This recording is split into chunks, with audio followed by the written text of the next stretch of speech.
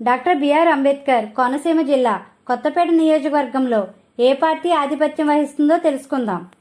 YSRCP party sitting MLA Cheerla Jaggi Reddy, Telugu Desam కూటమి అభ్యర్థి బండారు సత్యానందరావు ఎన్నికల కురుక్షేత్రంలో నిలవగా కొత్తపేట నియోజకవర్గంలో ఉత్కంఠభరిత వాతావరణం చోటు చేసుకుంది. ఇప్పటికే వరుస విజయాలు సాధించడానికి ప్రజలు జగ్గిరెడ్డికి పట్టం కట్టారు. జగ్గిరెడ్డి ఇప్పటికే తనదైన శైలిలో నియోజకవర్గంలో అన్ని వర్గాల ప్రజలను కలుపుకుని ముందుకు సాగుతున్నారు.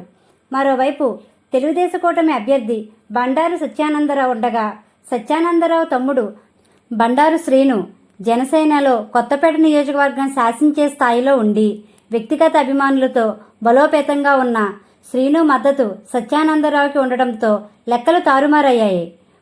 బండారు సత్యానందరావు పార్టీ శ్రేణులను, జనసైనికులను, వీర మహిళలను కలుపుకుని నియోజకవర్గంలో అన్ని వర్గాల ప్రజలను కలుపుకుని అత్యున్నత ఆదరాభిమానాలు అందుకుంటున్నారు.